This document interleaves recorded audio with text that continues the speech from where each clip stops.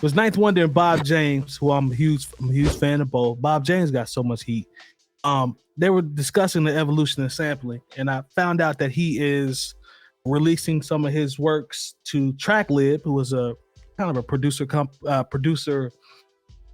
community, would you call it, loan for Tracklib that has it's a licensing company. It's a company that allows producers to go and purchase licenses. Yep. Well, buy songs to sample, and they'll know ahead of time if they can clear it or not. And so if it gets placed, you just have to buy the license. So it's like instead of digging through records, you just dig through Tracklib. So it's actually, you're going to have the old school heads that are going to frown on it because they're old. But at the same time, like it's a smart thing for producers. And honestly, it's a really good medium for people that want to sample and may be afraid of getting sued and maybe want to pay homage a little bit to the people that they're actually sampling and actually give them credit. It's actually a really cool tool. So I wish it was around when we started so it would be more ingrained into the culture. My God. 100%. I think I got an account with them. I don't use it like I should, but you never know what record is going to be a big record that, you want to have, a clearance behind you or something like that. That's, who knows what that's going to be. But watching the conversation with Bob James and Ninth, you could see how his, like Terry and I were talking about this in the post show, how he once he figured out everything and he got his, or pre-show, I'm sorry, he figured out everything in terms of his samples, and he's been getting his royalties. But it was interesting to hear his perspective change because he talked about how he didn't like it at first. He said Nautilus was a B-side. It wasn't something that he thought was one of his greatest or whatever. He just was. I saw that part. Yeah, he was just kicking in the studio, and he said it was a filler track. Yeah, it was a filler joint on some B-side type shit. And Ninth was explaining to him how that record has been sampled so many times in hip hop and how many iconic joints have come from that. We all know the Wu-Tang joints that come from it, and Daytona 500. Daytona 500, yeah. So, and if you don't know it, it's the joint that goes doo doo doo doo doo doo doo doo doo doo doo doo. Don't give me any more. They might cut us off on YouTube. We might get a flag right here. Probably video to chop that up too. Yeah, but I thought it was dope to hear them talk, and he actually was kind of getting a little choked up as Ninth continued to explain to him the importance of his music over the span of however many years you want to call it in hip hop. But seeing those two talk about that, and also the fact that he was like, I want to work with you, like I want you to send me something that I can play over. Like watching Ninth's reaction, I would have reacted the same way. He was 5 years old, like cheesing. You know what I'm saying? I would have been the exact same way.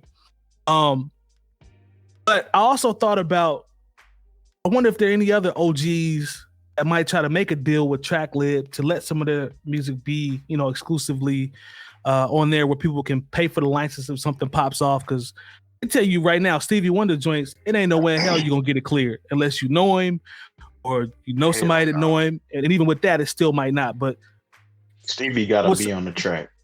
That's what I was about to say. Do you think some more OGs might come on and make these deals if they're lucrative with places like Tracklib to put some of their music out there to be sampled the right way, quote unquote, for people can license?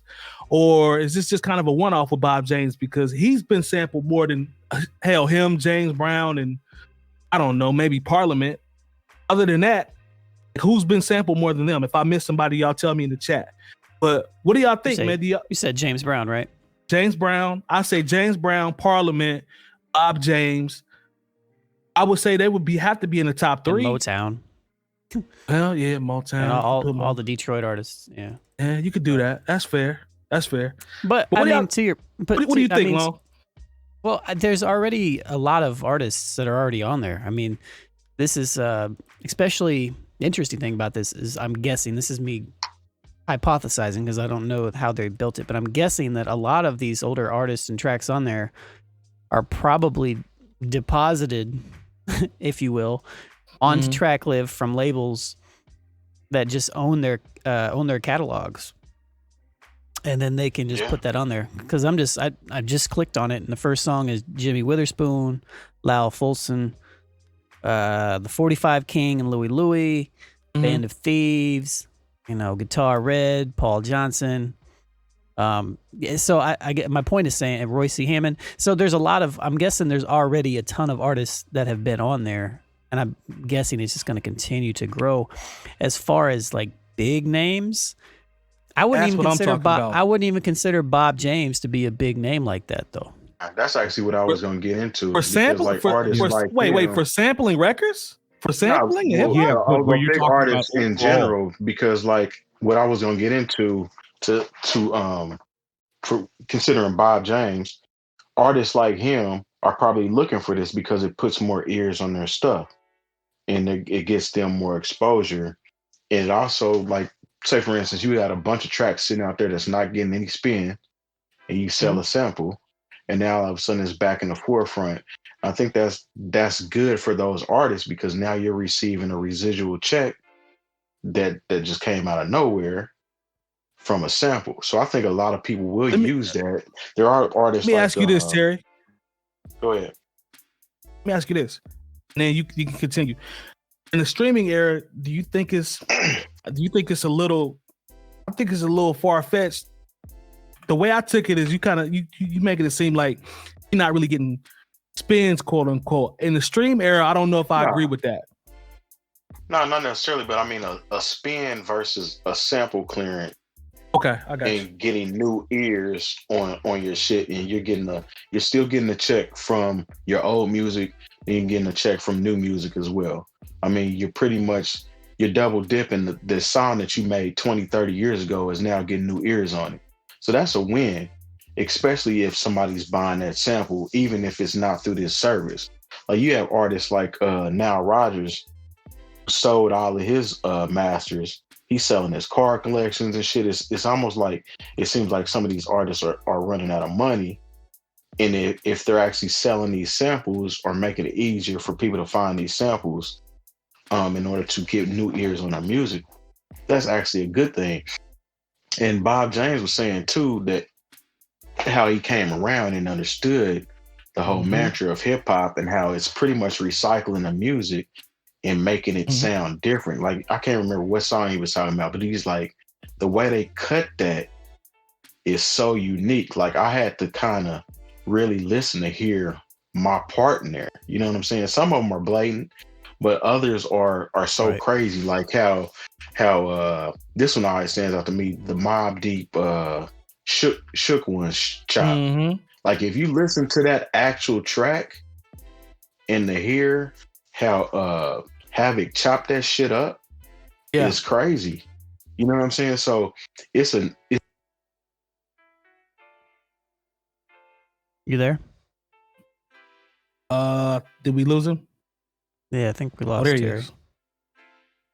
Terry, can you hear us? I think he's trying to get it right. Can't hear you though. Okay.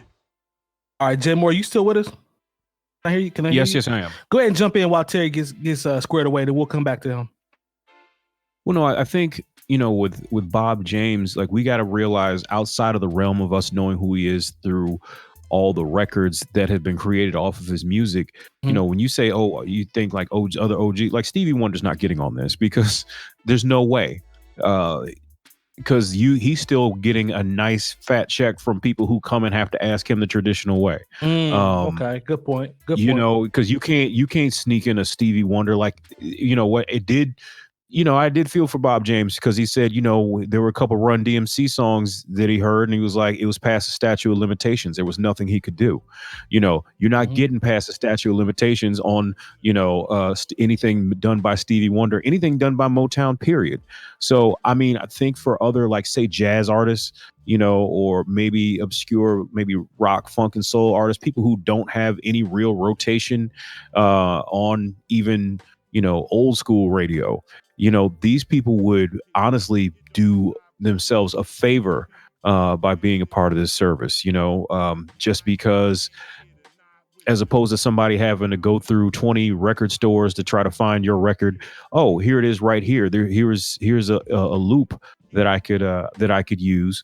And not only do I get to use it and I don't have to, you know, watch my back for the rest of my life, hoping nobody catches it and nobody snitches on the internet, but you know, I am not only paying homage to the original artist, but they're getting a piece of it. So I think because a lot of sampling right now, let's just keep it real. And this is how it's always been. It's been the wild, wild west. It's almost like, okay, catch me if you can.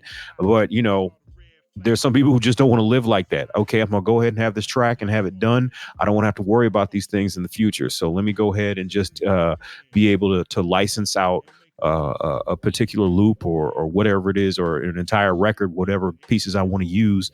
And then I can just move forward and not have to worry about having to hire a lawyer in 10 years when somebody discovers this record. And the thing is, a lot of times with these sample clearances, it's not even the artist that's coming after you, because a lot of times the artists, they sign their publishing away, they sign their masters away. So whoever owns that, they have somebody looking and listening to every rap record that comes out, and then all of a sudden you get a letter from a lawyer, and it's not even representing the person who made the original music. So that's I think what Bob James is doing is great. I think there'll be a whole new set of producers that discover him, and he'll get his money. I really felt for him on the Run DMC thing, because he deserved, but the sample laws were also new at that time, but he deserved to get a piece of that, and so I'm not, if I'm gonna side with somebody, I'm gonna side with Bob James over Run DMC. And that's the piece. But that's the piece though, right? Because like for so long, like sampling was hidden, but like the original artists have always deserved a piece. Rap music wasn't making enough money for people to even want to sue. That's the thing. Yeah, but coming down to it, like that's how it should be. Like if I'm sampling somebody, even if I'm not clearing it, I know that I'm in the wrong. You know what I mean? Like I know that I owe that creativity to, or portions of it to whatever I'm taking it from. So I really do feel like Tracklib is a step in the right direction in copyright law, if you will, in the way that it probably should be. It makes the whole process so much easier to handle, because otherwise if you want to clear a sample, a lot of times it's not just the artist you got to contact. You got to contact the label. You got to contact everybody that has some sort of stake, has any type of percentage in that, and clear with all those people. Yeah, because there's somebody who might own 12% of the songwriting who will hold up a sample being cleared, so it really can get unnecessarily complicated, because you thought, okay, I cleared it with the songwriter and the producer, but the person who owns the publishing be like, no, we're not doing that today. Yeah. And if you did it already, we're going to go ahead and hit you over the head for this money. I mean, I think it's a genius idea to have samples already available for licensing for a certain fee, and so we're not having to worry about this, and everybody can get what they're supposed to get. But just like don't expect people like Stevie Wonder or anybody who's got a catalog of super hits to ever do anything like this, because they're getting much money off of you having to come to them where they can say yes or say no on an individual track basis.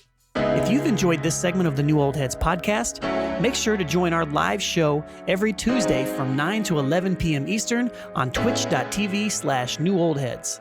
And we invite you to join our hip hop community on Discord. Access it by going to newoldheads.com/community for talks on hip hop, sports, music, news, and everything else.